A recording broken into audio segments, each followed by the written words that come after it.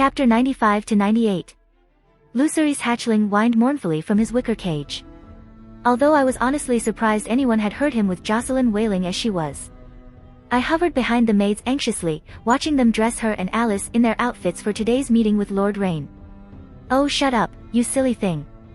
We'll let you out to play later," Lena told her son's hatchling, and the wicker basket rocked alarmingly at her voice and then settled somewhat. She smiled and patted it. "Good boy." Then she noted me watching her and smirked. "Still fretting?" she asked. "I don't even know about what," I replied, flushing as she came to stand close. The smell of dragon and the sea made my belly turn with nerves of a different kind. She caught my hand gently and held it between us. "Lord Rayne will love Jocelyn or I will feed him to Vagor," she said simply. "And he will agree to your demands or he shall not have his betrothal." "You sound like your mother," I said, and she pulled face. Rhaenys had been true to her word and had taken to drilling her daughter with the knife she now carried on her waist. "That's just insulting," she whined. "Take that back or I'll start waking you up before dawn every morn to put armor on. If you also put it on, I will not complain." She went red and spluttered at that. "You know, there are worse fates than ending up like your mother. She is, after all, the only one who can get Jocelyn to quiet down reliably." As if to prove my point, Jocelyn's wailing increased in volume and Lena winced. "Point," she admitted. Then her face softened. "You jinxed yourself when you joked about having a loud child." "Probably," I replied mournfully. "Come. The maids can handle Jocelyn and Alice for a while. Let's go take Lucerys out to play with Red here." I bit my lip. The offer was tempting. Then I gave in when she caught me gently by the arm and pulled. We found Lucerys in the arms of his uncle. Arms being a relative term, as my husband was tossing him repeatedly into the air, much to Lucerys' evident delight if the little baby giggles were anything to go by. When he saw us, his face went carefully blank as if he were weighing how fast sea smoke could go if pursued by Vagor. "Mama!" cried Lucerys happily, and Lena's stony expression gave way to affection as she handed me the wicker cage containing the hatchling and recovered her son from Laenor's arms. I caught his eye and smirked, enjoying the blush that caused. Joffrey said to entertain him, he complained when Lena swept past him with a final disapproving look. I adjusted my hold on the cage and gestured for him to follow me as I hurried to catch up with her. He did as told, taking the cage from me in the process. I was also asked to discover what you ordered from Mir and whether Joffrey needs to hide the expense. Why would he need to hide it? Anyway, you may inform him it is a gift for his name day and he is not to go intercepting it, I ordered, and Laenor chuckled. From over Lena's shoulder, Lucerys waved at us and we dutifully waved back. A gift from the glassworks in Mir, what could it be, he wondered. A far eye. Close but no, I replied. Also, I might point out his name day has been and gone. We bought him the new walking stick, remember, he said as the hatchling scented fresh air and began scrabbling around in its cage in excitement. I want to give one of my friends a gift. Must there be an excuse? He snorted at that but let it lie as we reached Lena arranging her son on the bench. She took the cage from her brother and quickly had the hatchling out. Lucerys watched, enraptured, as his dragon launched itself from the top of the cage and did a few circuits of the garden. "It won't be long before we cannot keep him here," said Lena sadly. We had nearly another month of safety where he absolutely would not start breathing fire, but as we reached the 6th month of his life, well, we needed him gone before he set the manse on fire. The beach where the black dragons found their rest would be as fine a place as any to put him. The presence of the bigger dragons would drive away anything foolish enough to try and predate on him. Not that there were many creatures that could mess with even a baby dragon once it was capable of breathing fire. Most of said creatures were unlikely to be found in the Crownlands as well, but you never knew. Dragons did not naturally group together in the wild. They set up their hunting ranges, mated during the summer years, raised their children until they were capable of breathing fire, and then went back to their solitary lives. How we Valyrians had changed them, even the dragon pit dragons yet to be claimed were more likely to group together. Another thing for Lena to research, I think. "You will have to name him before he goes," said Laenor, and Lena grimaced. "I know, but Mother is being troublesome about what precisely we should name him," she groused. "She wants to do as many have and name him for a Valyrian deity. She has her heart set on Uruks." "The Valyrian god of destruction," I murmured. Truly not the greatest name for a dragon. Especially since there was a historical Uruks that was famous for being slain. "Quite. You can see why I'm not convinced," she sighed. "What do you think?"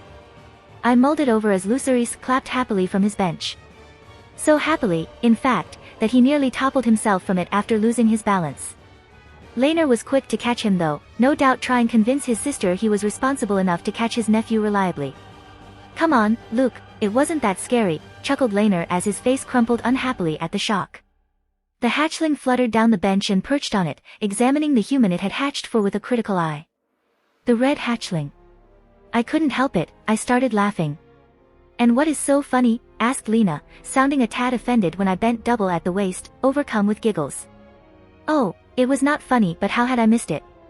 A Luke with an awkward evil father reveal in his future. One that rode a red dragon. Nothing. I just remembered a tale and how the hero is so similar to Luke. I giggled once I'd recovered enough to speak. Lena frowned at me and pouted, her gaze finding her son again as Laenor lifted him up for a closer look at his dragon. Is it at least a good tale? She asked. I certainly enjoyed it. The parallels are striking though. Luke Skywalker and your Luke, both with father issues and both associated with red mounts, I told her. I had only ever told Helena the Star Wars story. She had loved it, if I recalled. Attempts to get her hair styled like Princess Leia had been a bust from the start though. Lena shifted uncomfortably at the word father, but otherwise didn't answer me, looking thoughtful. Skywalker, she said finally. It's a good name. Certainly an evocative one, I murmured as the hatchling began flapping around the garden once more, making Lucerys screech loudly in response. I winced at the noise. Next to me, Lena followed the hatchling's movements before smiling to herself. Skywalker. A better name than Uruks, don't you think? It was with sinking dread in my stomach that I turned to her. Oh, I know that look. That is the look of Lena deciding on something. I should have kept my big mouth shut. Your Grace, might I say once again how honored I am to be invited to visit the children before their debut. It seemed Lord Roland was back in fine form and eager to ignore his little slip-up he'd made at Rhea's wedding feast. It is I who is honored to receive a visit from such a prestigious lord as yourself, I lied. He smiled and he accepted some wine from one of the servants. His smile was nervous though, I could tell. The Valerian family had mustered in force for this meeting. Rhaenys was cradling Jocelyn, Corlys was holding her twin and both had managed smiles that promised pain should any harm come to their granddaughters. Laenor was tapping out a discordant beat on the hilt of his blade and Joffrey was matching him on the silver head of his walking stick. Lena for her part was sat in between her husband and brother, making eye contact and smiling benignly. No doubt Lord Roland had not forgotten the fact she had the biggest dragon in existence. Your daughters are very beautiful, Your Grace, he said warmly, and I think he was being genuine. His acting wasn't nearly as good as the usual inhabitants of the court. Thank you, Lord Rayne. Shall we get down to business? The Lord nodded quickly and Joffrey moved his hand, indicating for his scribe to begin taking notes. I'll be quite clear with you, Lord Roland. Lord Jason Lannister has allied himself with Queen Alicent in her attempts to usurp my rightful place as my father's heir, I started. The Lannisters are ever eager for more power. They do not understand there are things money cannot buy, he told me, nodding sagely. But I suspected something of the sort when young Prince Aegon fostered with him. Prince Aegon was sent from the court after his mother had him half frightened of his own shadow, growled Corlys. The fostering was to buy off a rich family that had been snubbed for marriage again. And the marriage they're getting in turn? Asked Lord Roland triumphantly. I knew it. I knew she'd marry Aegon to them, said Rhaenys, disturbing Jocelyn's sleep and making her grumble with unhappiness. Who is it? The Jocasta girl? Roland shook his head. My friend in the rock says it is not. He also says it isn't Aegon, for all that Lady Jocasta and he are friends. I caught Joffrey's eye and noted the almost imperceptible shrug of his shoulder in response. Evidently his work in Lannisport was limited to only Lannisport so far. Casterly Rock was likely a tough place to get spies into. Aemond? I asked. No. There are rumors about that boy. No, it's Daeron they seek to marry to Jason's get. Prince Daeron to Little Sorel, he explained. Rhaenys snorted and went about calming the fussing Jocelyn. Concerning but not too unexpected, I said finally, after some thought. I require a check on their power, however. A way to remind them where their loyalties lie. And you turn to Lon's bastard line, said Roland with a smile. Your family have often been in opposition with the Lannisters.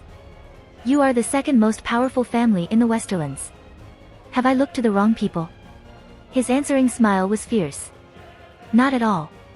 If Lord Jason cannot remember his oaths, then we Raynes shall prove ourselves his betters, he boasted. What do you require? We require a pledge of your support to begin with. A guarantee it will meet you support should Alicent attempt her usurpation. Lord Roland nodded along. I gathered myself for the next bit. It left a terrible taste in my mouth, but it had to be done. And, once I take the throne either in peace or war, I would require a loan of sorts. I have many projects planned and all will require gold. The Raynes were not nearly as rich as Casterly Rock. Whilst the mines that had propelled them to the Lannisters' strongest bannermen had long since dried up, there were a dozen more minor mines, mostly of silver, to be found on their lands, and nearly all lords of Castamere had the financial acumen to turn that silver into gold. Wealthy enough to give me the money I needed, but not so wealthy that they could afford to write that debt off. If the dance kicked off, they'd have to throw themselves behind me or ruin their house immeasurably. He knew it as well. I could see him thinking it over, wondering suddenly if all this were worth it. Then he smiled. I would be happy to provide a loan to House Targaryen upon your ascension to the throne. With reasonable interest, of course, and a set repayment plan. Next to me, Laenor smiled.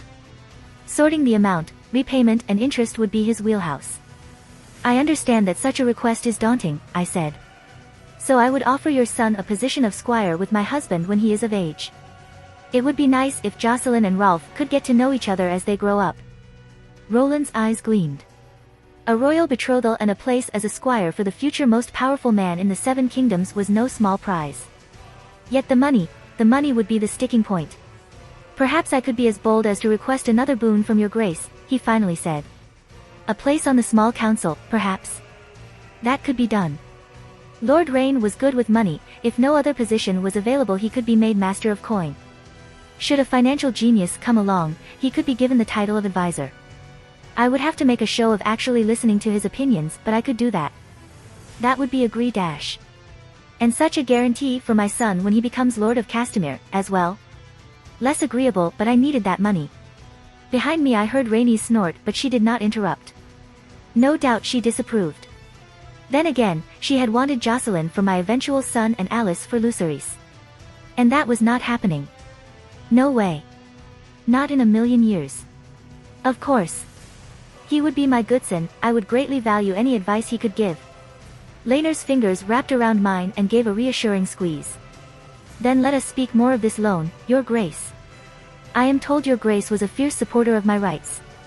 The statement out of nowhere had me turning in surprise to find myself face to face with a woman I had never seen before. She was not pretty, and the Rivelander style she wore was ill-fitting and spoke of strained finances. I cannot thank you enough. You are quite welcome, I said, searching my memory for the identity of the woman before me. It took the man who joined her to be wearing Blackwood colors for it to click in my mind. I trust the matters regarding your father's estate have been resolved now. Yes, your grace. I'm told the king made a definitive ruling after I was able to present some letters my father had written to a friend, she explained. I am now Lady Harlesbury of Harlesbury Hall. And your cousin? I asked. She smiled, and it was not a nice smile. I'm told he has been ordered to leave Stonehenge and return to his good father's lands. Even House Bracken acknowledge I am my father's rightful heir now. The wicked smile on her face told me she did not intend to let the matter rest when it came to her cousin. Ah well, Lady Harlesbury could go back to being a Tully problem and they could deal with whatever shit she starts. Justice has been done then, my lady, I said, and her nasty smile only widened. Indeed. Justice has been done, your grace. Her husband's smile came to match hers as he wound his arms about her shoulders. But I fear I sought you out with an ulterior motive. Oh. Do tell. She turned to her husband. My cousin, Samwell, asks to see you, if your grace would honor him with a visit, her husband interjected. Samwell was sweet but entirely too hot-headed. He'd gotten into his canon duel with Amos Bracken over the prospect of my hand, but honestly, I had not encouraged either of them. More Bracken versus Blackwood bullshit. Bullshit that would end with Stonehenge being sacked in the dance. Poor Amos. He was as sweet as Samwell, but both had been indoctrinated early to their family's ongoing generations-long feud, and not even the encouragement of a princess would change their minds. The sad thing is they'd probably be friends if it weren't for their unfortunate last names. I sense the only way to stop the Blackwood and Bracken fighting is removing one family from the Riverlands entirely. Regardless of the dicey politics associating with either side comes with, the Blackwoods and the Brackens are some of Lord Grover Tully's most powerful bannermen, and securing their goodwill could be the final piece in lighting a fire beneath his behind when it comes to getting him off that damnable fence. Honestly, I was not unsympathetic to his plight. His lands were likely to be burned in whatever war was to come, so he had to think long and carefully on who he would burn for and who was more likely to help him rebuild in the aftermath. Did he honestly think for a second Alicent would reward him with gold and men to fix his broken lands if she won? I would honor to invite him to see my newborn girls, I said with a warmth I actually felt. He has a new sister himself, does he not? Alysanne, named for my own great-grandmother. Nameless Blackwood cousin nodded, a smile breaking out over his face. Near 4 years now, your grace, and as bright as the sun, he boasted. Perhaps one day young Alysanne may join my daughters as friends, I suggested, and the look in his eye suggested that the offer would be relayed to Lord Robert, Samwell's father, with as much haste as seemly. Perhaps, your grace, Lady Harlesbury said. But I must unfortunately steal my husband away from you now. We have a prior appointment. Please accept my thanks once again. It is no problem, my lady. Enjoy your day. I watched as they disappeared into the crowd and kept a frown from my face. If young Alysanne was to be accepted into the twins' household when she was older, I would need a Bracken to balance it all out. My girls would be princesses, and the inevitable squabbling would teach them skills they would need later in life. I spent an hour or so more at court, but all I found were questions about Dorne, subtle offers of betrothals, less subtle offers of betrothals, and the usual peacocks that wished to catch the eye of their betters. I made my way back to the manse, Ser Stefan behind me as always. My faithful shadow. Lena was there and, much to my delight, so were my ladies, minus Sarah Strong. Your Grace, greeted Felena as I lowered myself into the seat beside her. We were discussing our new schedule. Sarah thinks we should be on hand for the children as well. They had people for that, but I could understand the sentiment. My ladies had loved Lucerys, and they would no doubt love Jocelyn and Alice even more fiercely, even if it was because one of their own had been taken in an attempt on their lives. Although, where is Sarah now? I asked as Lena poured me a glass of wine and passed it over. Sitting with the babes, said Maris. Ser Harwin has informed me she has not been sleeping well recently.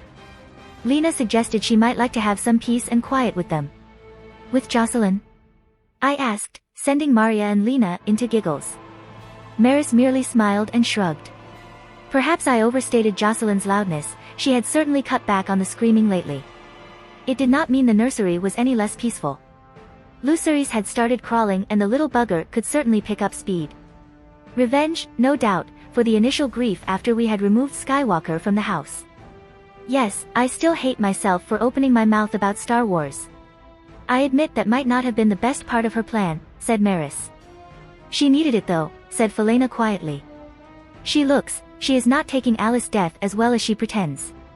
We all became somewhat solemn at that. Sarah liked to put forward a strong front, but I knew she could not be doing as well as she pretended. This was merely confirmation. I do not know what I can do, I replied. Ordering her from my service will do more harm than good, I fear. All we can do is be there for her, said Lena, and Maria nodded. And be there for you, Rhaenyra, added Maria. I smiled at her. I thank you all. You have been very good to me, all of you. We ended up toasting to my ladies a few times after that as we unwound. Maris was quick to retrieve one of the many decks of cards she must keep on her person at all times. She had amassed quite the empire in recent months. Gambling dens, Joffrey's brothels, and normal taverns. She was chief information gatherer now. All of that was passed on to Joffrey, who sorted through it and prepared a report. Everything she gathered just hammered home one depressing point. I had erred when I allowed Otto free reign in the capital. He had outplayed me so successfully I could scarcely believe he had managed it. He had arrived, scared up outrage at Dorne, started planning for a war, pulled in the Marcher Lords as support and set a fire that still burned even after his death. Laurie's likely assassination of him was just hastening what was already set in stone. In doing so, in ensuring a war, the world would have his oyster. Assassinate loyal Black Lords, Dornish. Any of the current dragon riders fall in battle or to ambush, Dornish. Rebels keep the court's attention focused on them, that's the Dornish for you. And all the while my support would bleed, his own support would be reinforced, and by the end of a long and bloody war, he would have reset the board with him as the chess master and leader of the Greens. Gods, I had been a fucking fool to assume I could beat Otto fucking Hightower at his own game. I do wonder if Larys killed him on Alicent's orders or his own initiative. I had wondered if he had poisoned my wine on Otto's orders, but Larys killing Otto nixed that idea. Alicent had clearly not done it, but would he truly be so calm and composed had he been responsible for accidentally killing his own sister? No. I could not believe that. For all that he was shifty and devious, he was not a monster. You are brooding again, said Lena, her cheeks aglow with wine. It set the rest of my ladies giggling. When does she not? Asked Felena. I swear she broods more than Maris cheats at cards.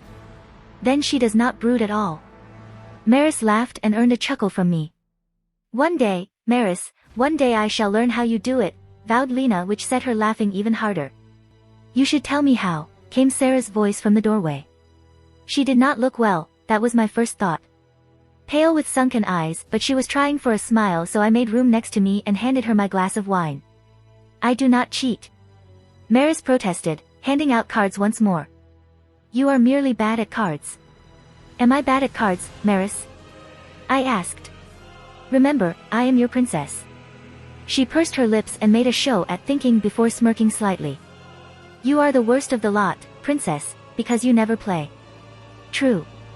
I hate losing. I refuse to play until I know how she cheats. Do not worry, Rhaenyra, I will tell you when I have discovered her secrets, said Lena, and for a moment, I could almost believe she had said those exact words to Alice once. I could see she had the same thought because she paused, wine halfway to her lips, and blinked furiously. Maris watched us as we fell silent, missing Alice dearly, and nodded to herself. All right, it'll come out eventually, so I'll ask you now, she said, causing Sarah's head to whip round and a smile to grow on her face. I have a suitor. Oh. I asked as my ladies leaned forward, eyes gleaming. Maris flushed. Tell us everything, Maris, said Felena dryly, then she cast a small look at Lena, whose ears went red. You know we dislike it when one of our number holds back on the details. They were never going to forgive her for not revealing her non-existent love affair with Joffrey before they were both caught. Well, important things first, she said. It's all very proper. My suitor has asked me to marry him. My ladies gasped in delighted shock and Maris blushed under their attention. It is, should my princess give her assent, I would become Lady Strong. Of course. Oh Harwin, you soppy old fool. No doubt he cares not if her name and family is in disgrace, if there is no dowry to be paid, or if she is barren. I can just see him now, declaring his love for her and vowing to fight everyone if it means marrying her. My ladies exploded into questions for her as I made my decision. I would speak with Jane, to see if we couldn't come up with a tempting dowry between us, and should the worst come to pass, well, I would be queen someday. I could legitimize any of his bastards with Maris' permission. We have known each other through the twins for some time, Maris explained. After Alice died, Harwin and I began speaking regularly, and well, he began bringing me flowers and asking after me. That's when I realized. He wouldn't shut up about her. Sarah interjected, sending Maris even redder, were that possible. He kept asking me about what she liked and whether she ever mentioned him. A gentle shove ended her teasing, but Maris had a broad, pleased smile in place. I tried to wrap my head around such a pairing. Maris may be acidic and rude at times, but she was smart and cunning. How could she put up with Harwin? Harwin, who seemed content to prattle on about whatever he was thinking about in the moment. His proposal is very recent, I might add, but should you give your assent? Of course I will. I said, a tad too fast. If you wish to marry him, marry him. My only demand is that you invite me. I was startled to see a tear leak from her eye at that. Around me, my ladies were chattering excitedly amongst themselves, even Lena was caught up in the excitement of it all. A surprise, not too long ago she had disliked the woman intensely. That goes without saying, Rhaenyra. I can only hope Jane will accept my invitation as well, Maris said, aiming for her usual dry and mocking tone, and failing to hide the emotion in her voice. I could not imagine her missing it. She considers you her greatest champion, I told her, and Maris chuckled. Risking the moon door to call Ybert Royce names I will not repeat in polite company to his face buys you a lot of leeway. Maris snorted at that, but she knew I was right. Have you set a date? Asked Felena, eagerly leaning forward in her chair. Do you require any help planning the ceremony? Alice would have loved it, that's for certain, said Sarah with a small, pained smile. You need not worry, As your future good sister you shall have the grandest wedding I can muster. And you will have my help, naturally, I said. Dragonstone's treasury could stretch a little further. Perhaps even father might lend us some. No, Lyman would probably cry if he took more money from his war budget. To Maris and Harwin, called Felena, and we all followed suit, toasting the blushing would-be bride. So you would let them go unpunished, bellowed Boros, rising to his feet. Laenor followed him up, facing his mother's cousin with a face flush with anger. I would see Dorne brought into this realm, he shot back. Not burned to the bedrock. Ser Laenor is correct, said Jane tartly. Dorne is no good if we beggar ourselves taking it.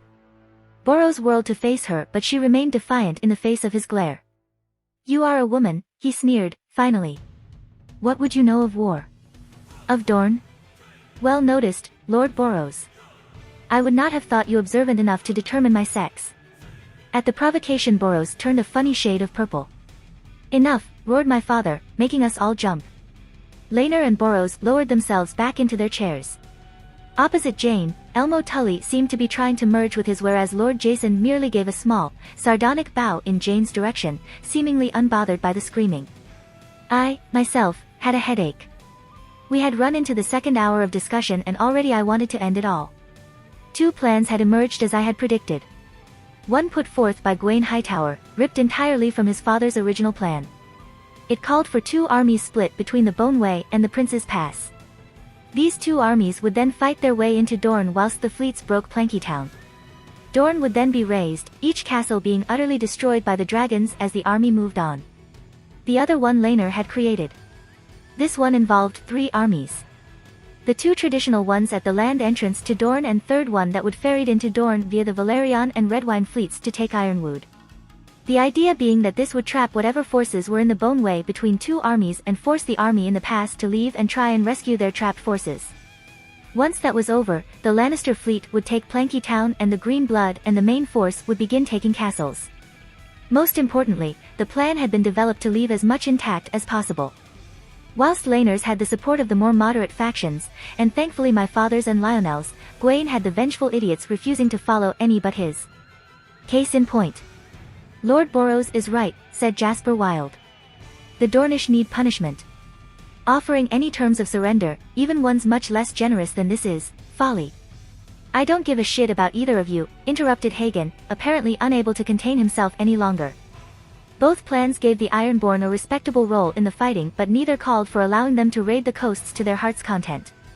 Lord Greyjoy was making his displeasure known. When he wasn't making faces at Rhaenys, anyhow. We were promised the chance to raid Dorne. You most certainly were not, barked Gwaine, and Hagen snarled. Rickon snorted. What do you expect from a pirate? It was the first words the Lord of the North had said all day, and it set the Lord of the Iron Islands surging to his feet, only to be shoved back down by Eric Cargill at a nod from Viserys. I have said, that is quite enough, said Viserys again, and the table lapsed into silence. I admit I favor Ser Laenor's plan, said Lord Jason after the room fell silent. I have been discussing the matter with Lord Lyman and Ser Jeremy, and both have assured me that if we burn the damnable place down it'll drain our treasury for generations to come. From a few seats down, Lord Lyman nodded so hard I feared he might strain something. Next to him, the Master of Whispers was also nodding, but he seemed less sure about the matter.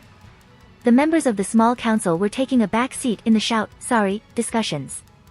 They were also one person short. Laurent Marbrand had not been invited to give his opinion here, and according to Corlys, had yet to be invited to any small council meeting. That is what I have been saying, Lord Jason, said Jane. We should focus on conquering them and doing as little damage as possible. By offering them the chance to keep the title of Prince of Dorne. To control their own taxes. Mint their own coins, grumbled Boros. I believe, and pardon me if I am wrong in this, that Ser Laenor does not expect them to accept the first offer of surrender. It is merely a ploy to make the lords of Dorne wonder how necessary the war is, came Elmo's nervous contribution. Laenor nodded encouragingly at him. Boros merely snorted. Stinks too much of playing the Dornish at their own game, he said finally. And they have more practice than we do. Which is why we position our forces even before we receive a reply, said Laenor. Listen, I may be just a woman, said Rhaenys, directing a glare at her cousin. Boros flushed and stared at the table. But I damn well know how the world works. Take Gwain's plan and we'll be chasing the bloody Dornish about their deserts and bleeding men. Yet you cannot deny, Princess Rhaenys, that the Dornish do require some punishment for their past actions, Melas piped up and then immediately quailed as Rhaenys glared at him. I wasn't sympathetic. Rhaenys had not gone by the title princess in a long time and the stress he'd put on the word implied mockery. That can be addressed after we have conquered Dorne, said Corlys after a beat had passed. Right now we need to figure out the fastest way to conquer it, and Gwain's plan is not that way. And if we follow your son's plan we'll be reconquering it every 50 years or so, said Borros, unable to contain himself anymore. I grimaced as the table exploded into arguments again, as they retrod the same path they had done for the last 2 hours. Borros, Gwain, Jasper and Melas wanted harsher sanctions and punishments. Jane, Corlys, Lyman, myself and the Valerians wanted a plan that left Dorne intact and ready to not drain our resources. As for the rest, well, they had their own agendas. Elmo was cautiously on our side but was visibly unsure of his place at the table. Rickon was still sulking and refusing to give his opinion on anything as some form of protest. Hagen seemed to delight in demanding to raid and baiting every other man at the table, and Lord Jason was not much better, acting the cultured devil's advocate and switching sides as each started to gain traction. I let my head fall forward and massaged at my temples for a bit, yet it did little to calm the frustration bubbling under my skin. I wanted to explode, to scream at them all until they shut up and listened. Yet, I could not. The most powerful people in the land were assembled here and I needed them to think well of me. When I looked up, Viserys caught my eye. Enough, he bellowed again and silence quickly fell. Let us take a small break to set our thoughts in order. There was more than just my grateful sigh as chairs scraped and we all stood. Lena gave me a look that said she'd much prefer to be anywhere else but here. The most she'd done was make noises of agreement when her mother had spoken and nodded when her brother laid out his points. I understood her need to leave, I really did, but the support of the rider of Vagor was not so easily dismissed. Since I could not comfort her, I waited until most of our opposition had drifted away before catching Laenor in a hug. He was tense and he growled angrily into my hair before he relaxed slightly, bringing his arms around me.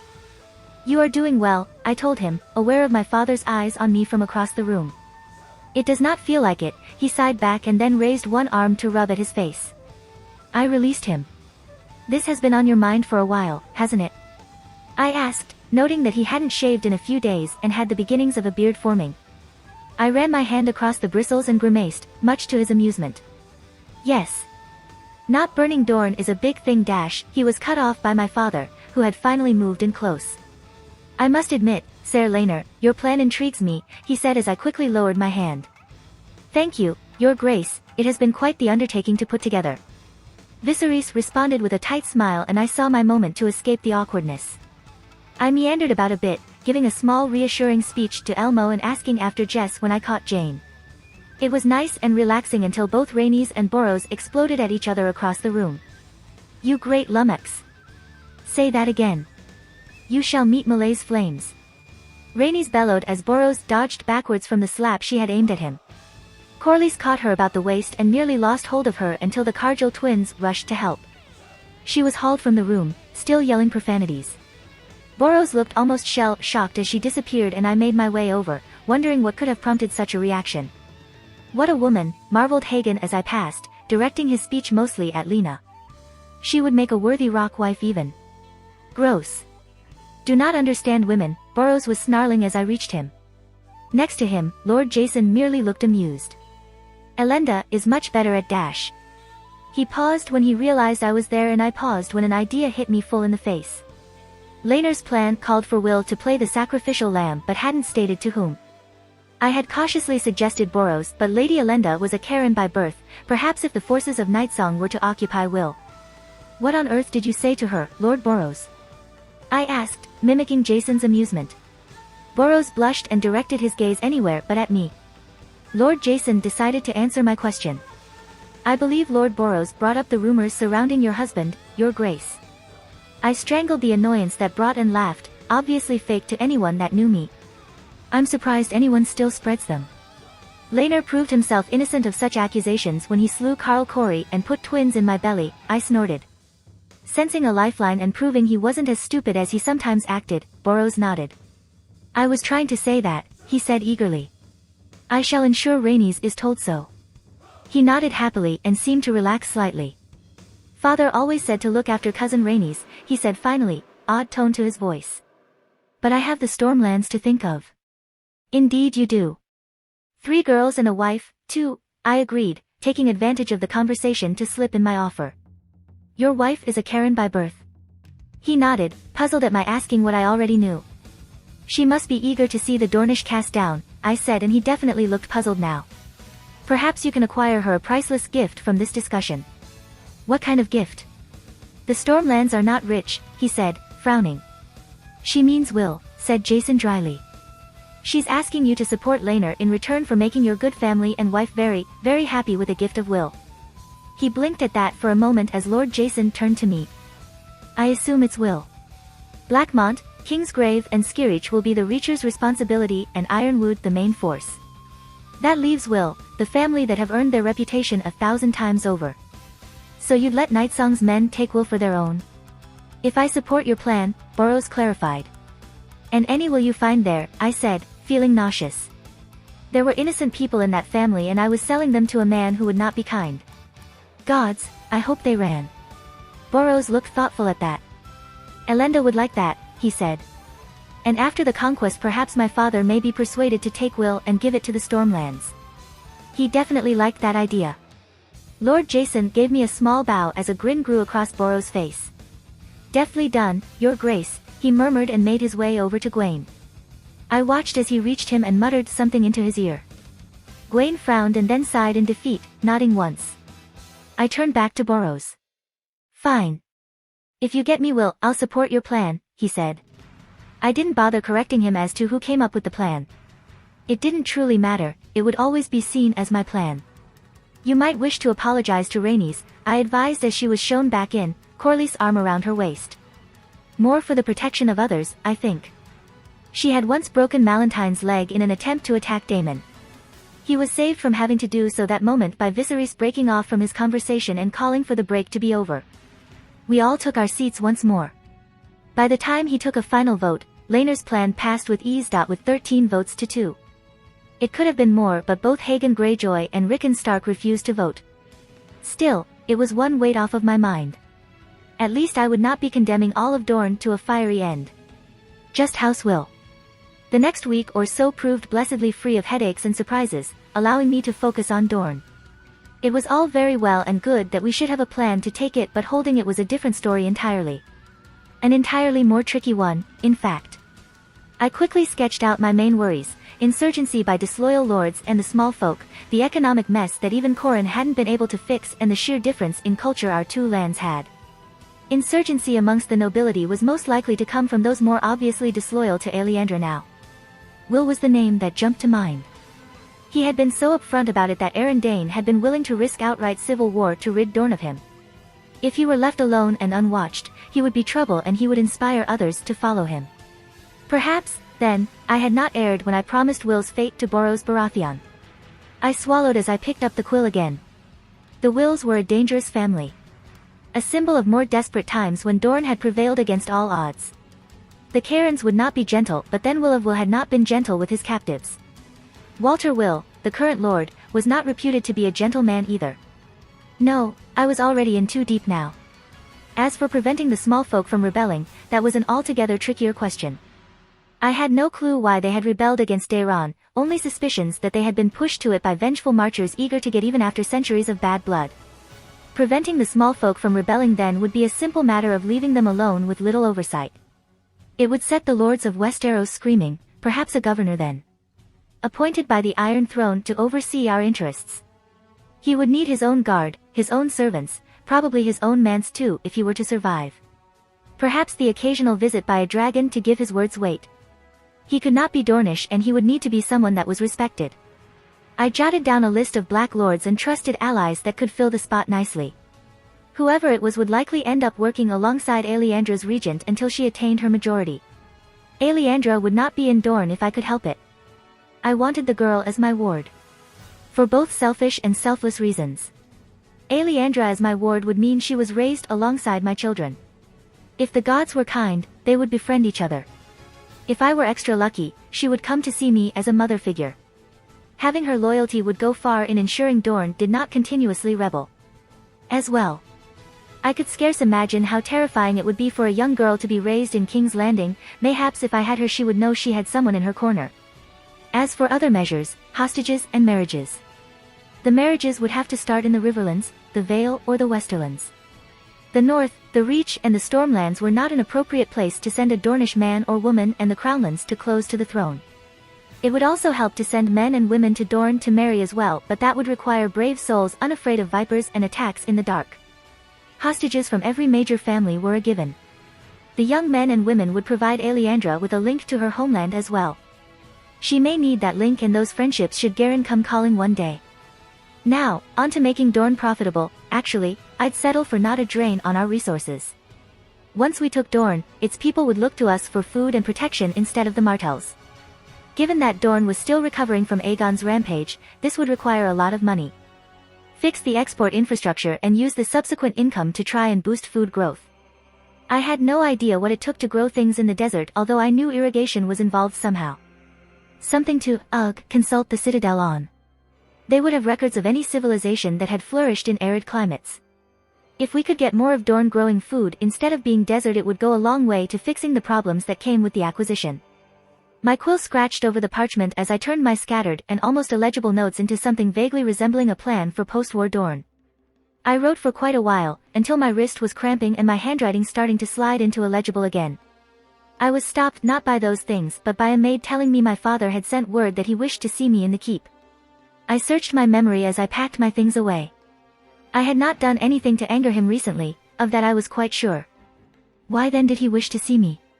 The last time this had happened, I had been accused of murder and gone into labor soon after.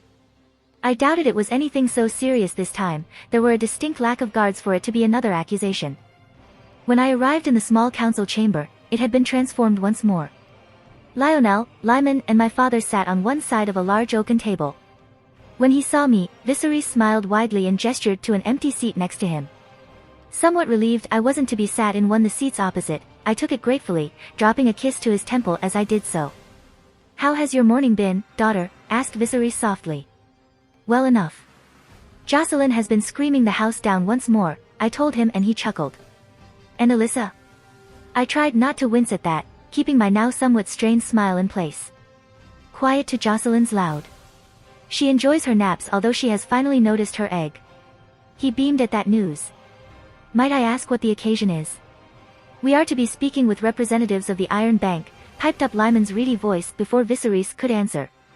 "To discuss the prospect of a loan in regards to Dorne." "Oh boy, this is going to be fun. I wish that you had told me, I would have prepared something," I said, trying to disguise my surprise. Lionel passed me a stack of papers that Lyman had held out and I took them, eyes skimming over them. I had discovered early into my education as father's heir that I had little head for figures, even though Lyman had been a patient and competent teacher. I could see his hand all over the more understandable parts. "By the 7, I breathed before I could help it." "Indeed, Your Grace," said Lionel. "You see the need for a loan now. How much of this can we cover with our current finances?" I asked, glancing up at Lyman. "Do we not have a surplus?" The old man paused for a moment, as if trying to figure out how to explain it. "We do indeed make a surplus at the moment, Your Grace, and going into winter we continue to do so," he started. "Yet in winter, that surplus is eaten into by low taxes, winter storms making trading more difficult and more people dying off the longer winter goes on." That made sense. Less people to pay taxes, less trade to gather taxes from, and less food to go about as people hoarded all they had saved in case the winter proved long and hard. When he saw I'd understood, he forged on. "As well as that drop in money, expenses also rise. We must provide a bonus to the men we keep, we require more money to keep roads in good repair and, as I'm sure you understand, everything costs more in winter," he said. "In summer, we would be able to afford the war. I would not advise it, as any disaster could see our finances spin out of control, but it would be possible." "Barely," I noted, noticing Lyman's own summation. "Do our finances truly drop so much?" I asked. That winter would see a drop of 100,000 god dragons in revenue and an increase in spending of nearly that. Again seemed absurd, yet the explanation made sense. "Gods, I needed my own financial wizard." "Indeed they do, Your Grace," he said, grimly. "Which is why we need to negotiate with the Iron Bank," said Viserys firmly. Nobody pointed out that a loan from the Lannisters or the Hightowers was likely to be a lot more gentle interest-wise and easier to obtain. That would give them power over the court, over the conquest and over my father. I should be thankful he wasn't giving them new ways to push their way in once more. It should be noted, Your Grace, that it is customary for the details to be negotiated after the meeting between men of the Treasury and their clerks, Lyman said. Forgive me, for I have never sat in such a meeting before, but what are we to do in the meeting itself? I asked, and Lionel and Viserys chuckled in response whilst Lyman directed me a look of fond indulgence I knew so well from the days of his tutorship. Politics, answered Lionel finally and with a rueful smile in place. They want to make sure their investment isn't going to upset the balance if things. Unstable times make bankers very nervous, Princess, they much prefer peace, where the profits are steady. I see. They shy away from the high-risk, high-reward model. Lionel blinked at that and Lyman butted in. A peculiar way to put it, Your Grace, but you have the general idea. The Iron Bank does not like gambling. They wish to know that what we owe will be paid back in full and on time, he said. And of course, said my father quietly as the doors to the room were opened. They like to humble us by forcing us to play to their game. A reminder, they think, that for all we have dragons, they have power still. I was saved from thinking on that sudden turn to hostility by the representatives themselves arriving.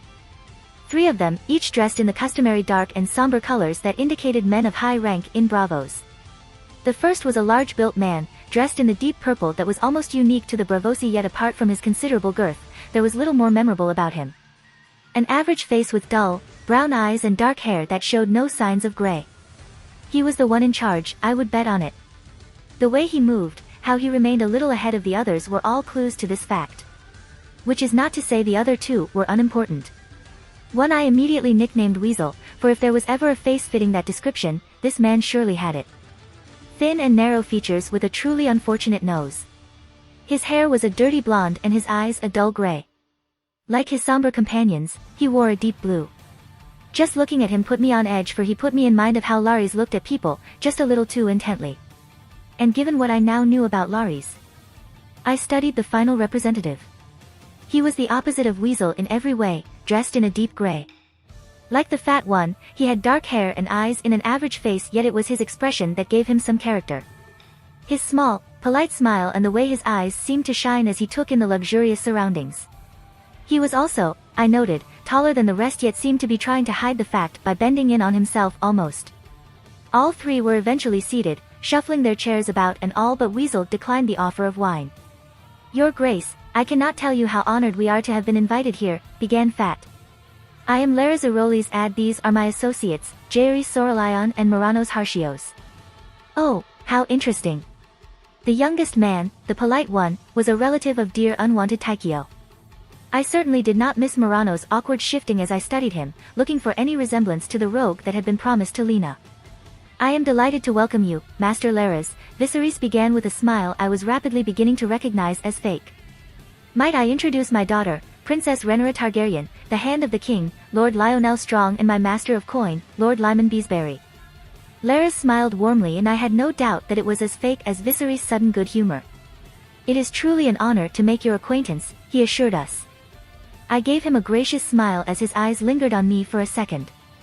Yet even as Lares moved on to Lionel and Lyman, Jaehaerys' dirty gray eyes remained on me, for all he was trying to pretend he was examining a stack of papers that he had placed in front of himself. When I made it clear I had noticed his observation, he smiled thinly and looked away, making a note. Curious. So, shall we get down to business, suggested Lares. You could almost see Viserys' teeth in his smile as he gave his assent. You wish to borrow a sum of money from the Iron Bank of Bravos to fund a war of conquest in Dorne. That is correct. I had hoped for peace. Yet Otto Hightower's death left you little choice, I quite understand. I do, said Lares, and Viserys' lips pursed in annoyance. No Westerosi lord would dream of interrupting the king.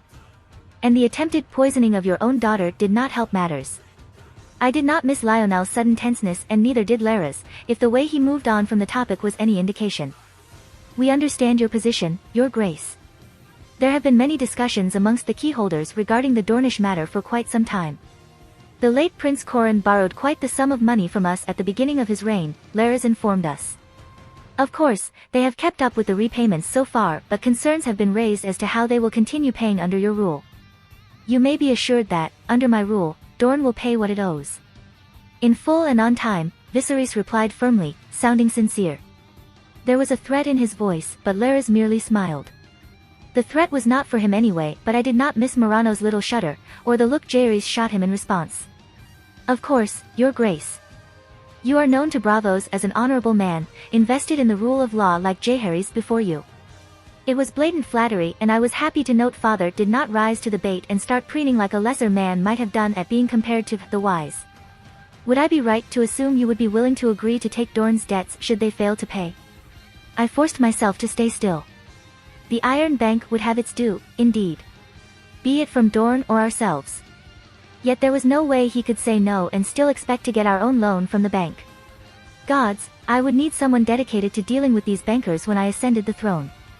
I did not want to be reduced to selling the mess of half-melted swords off to pay a debt because I did not read the fine print. Lyman coughed politely and our gazes swung to him. You could have heard a pin drop as the elderly lord leaned over and whispered something into Viserys' ear. The king frowned and nodded. We would be willing to agree to that on the understanding that it would only be Dorne's loans we become responsible for. I frowned at his words even as Lyman smiled, and I fancied a brief chagrined look crossed Larys' face. We will not become responsible for every loan any in Westeros take with you. Oh, by the seven, I would have missed that. Of course it set a precedent in which they could argue us responsible for any idiot's loans after making us pay Dorne's. Of course, my most sincere apologies if I worded it in such a manner, said Larys, any trace of chagrin gone from his features. Then we are agreed. The Iron Bank will extend to Iron Throne a line of credit should we enforce Dorne's repayments, asked Viserys. Larys glanced at his companions. Jaehaerys nodded, barely visibly.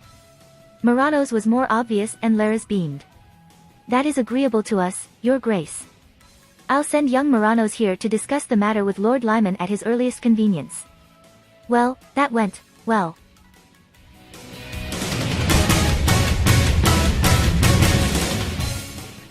If you like this content, don't forget to like and subscribe. See you later, bye bye.